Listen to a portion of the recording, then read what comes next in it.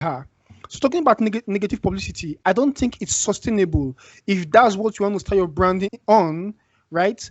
Just to become popular is a popularity contest, then is not sustainable because personal branding is not just all about popularity.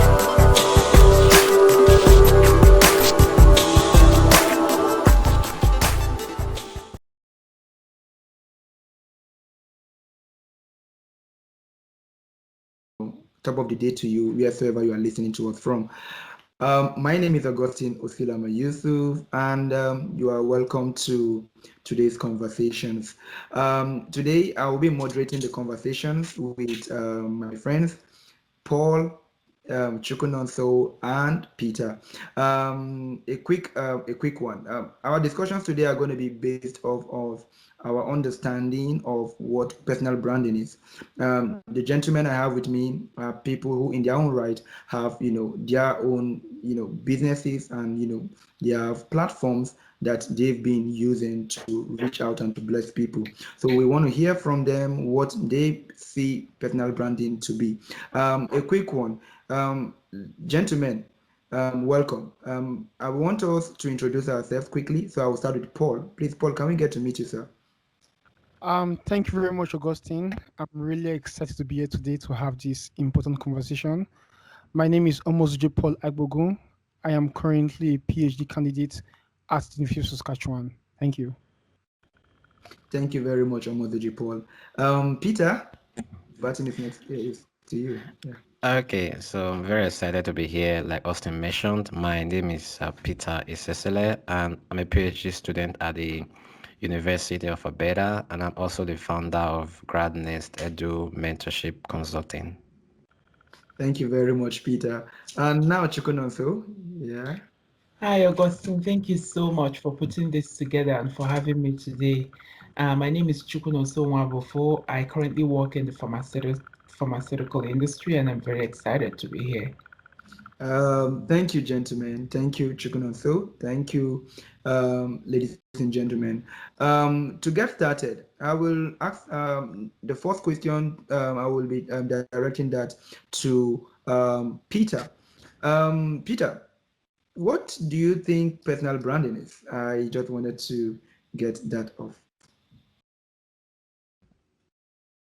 All right, so from the word personal, is actually what makes you different and unique from other people.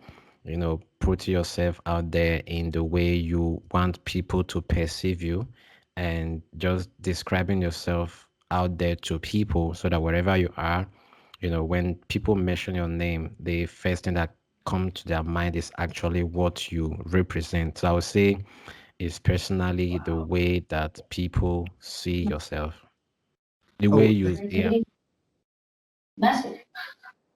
um, thank you, Peter. Sorry for interrupting you. Thank you. I think you said it's the way people perceive you. I want to, I will get back to you on something. I want to quickly ask Chukunonso. Chukunonso, what do you define personal branding to be?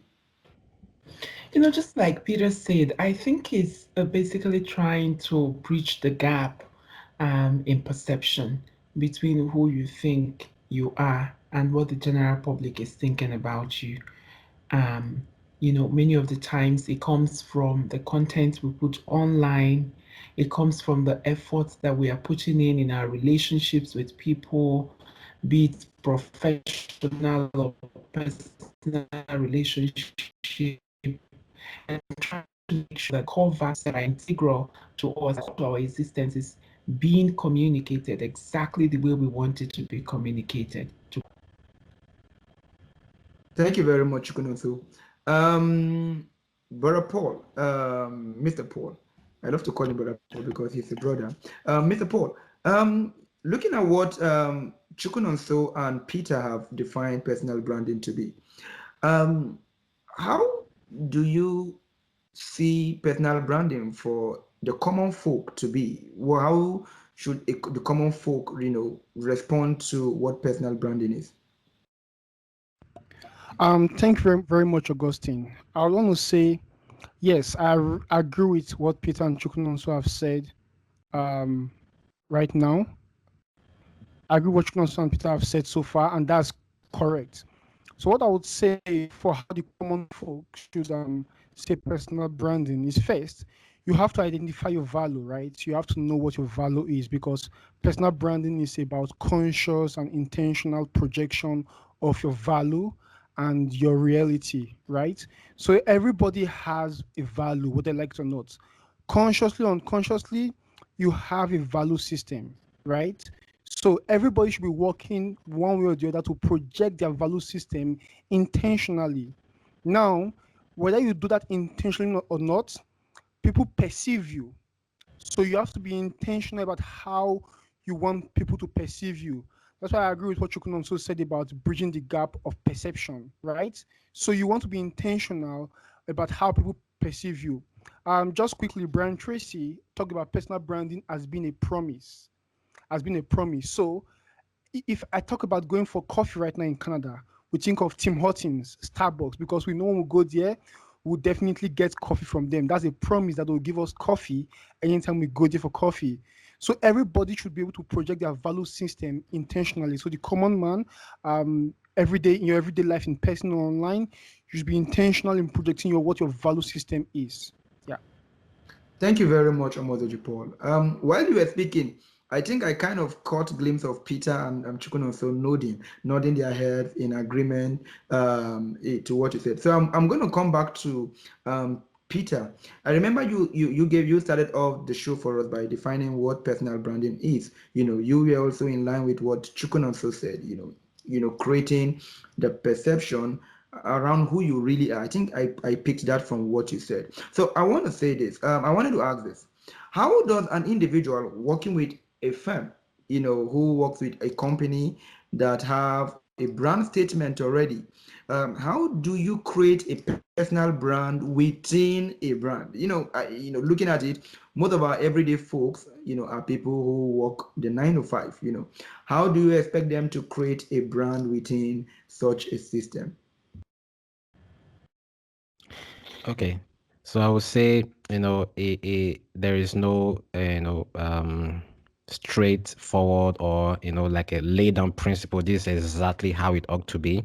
I think it's on a personal note, right? If there are some people that are working in an organization and they are trying to build a particular career from that particular job that they're doing. There are some other people, though they are working for a particular organization, it might be it might it might be a little bit different from actually, how they want to project themselves. Someone can be working as an accountant, for example, and then, that's his own personal, career, that's his own career, and then he might be trying to project himself, a little bit different from the work he's doing. However, if you want to project yourself, and it is something similar to what your company is doing, so in order to avoid that conflict of interest and all that, you see a lot of people resigning, from the current job that they are doing in order to start their own. That's one part. And then some other people, while within the organization and they're trying to build their own personal brand, they just make sure that whatever they are building doesn't, not like having a competition, with whatever. Because for instance, I know someone that started up a company. He was working for a company and then had an idea to start his own company, so he actually had to quit, in order to, because it was something very similar. However, if you're working with an organization and it's really, you want to build yourself within that career, I think it's also possible to project yourself as you are in that company in a way that you profile yourself and build up that career, so that when people mention your name, oh, this guy is a top accountant in this sector, or this guy is a top banker, and as the case may be. Thank you, thank you, thank you. You covered a lot of ground with what you said. For those who want to work in a specific organization, for those who don't want to, there are two different ways they can approach this. Now, let's take the case of a young person who wants to work in a 9 to 5 company, chicken also, in an organization that does a 9 to 5. What do you think should be the things he looks out for? What are the gray areas he should, intentionally project himself in, so that he doesn't conflict those areas? Yeah. Absolutely. I would say that one of the key things to start thinking about when you join an organization is to pay attention to their core values and see if there is a strong alignment between their core values. Is when there is a perfect match in core values that are important to you and that is also important to the organization, it becomes very easy for you to align to them. I will also say that within the organization, you will typically work in teams. It's important to bear in mind that most of these teamworks and your daily activity at work will be a good way for you to demonstrate those things that are meaningful to you, be it integrity, be it responsibility. And as you do that, and I think one of our panelists, I believe Omo, alluded to this, is be intentional about that activity. Be intentional about the things that you're doing as you work with people in the organization. Make sure that you're fully representing what you believe to be true to yourself, that it's also important to the organization. And also, I think what's very important is to also pay attention to what your personal interest is. More than often, people confuse personal interests or personal branding with professional branding. Um, you can work for an organization and fully align your professional interests with the interests of that organization and still create time outside of your job to focus on those personal things that really matter to you. It could be blogging, it could be, whatever activity that is important to you. That's now outside work activity.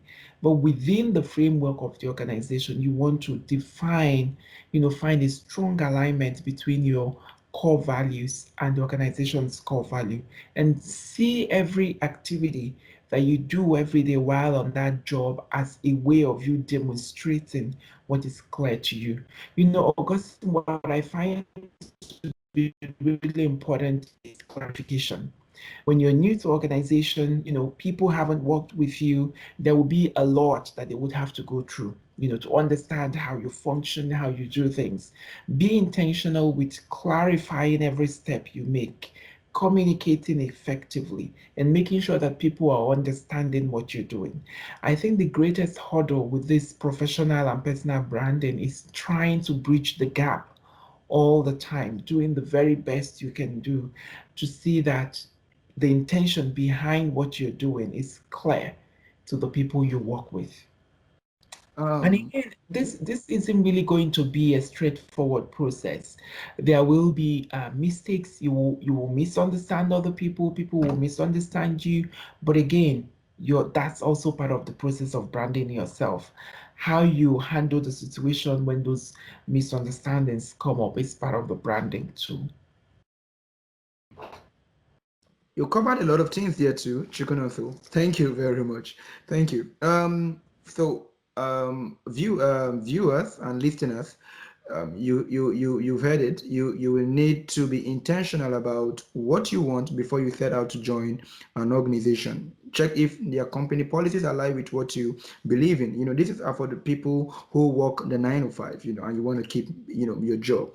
Mr. Paul, I also wanted to know, because there are a lot of misconceptions on what personal branding is. Most people assume or relate it with being proud, it's more or it's synonymous with out there with chest pounding. People trying to just gloat about what they've done. Um, I know most of us, they are people of faith. So many people who are of faith, different faiths, believe that humility is the way forward. So how can we tell people who are even of faith and whatsoever, who believe in humility, that personal branding doesn't necessarily mean that you are proud, you are you are pushing yourself out, arrogantly out there.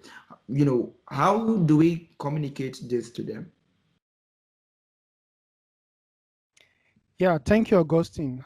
That's a very common misconception with personal branding is this person is being boastful, this person is being proud, but that's not always true. In fact, in a lot of cases, personal branding in the society we live right now, where people are always perceiving you and judging your character, is something you have to be intentional about, right?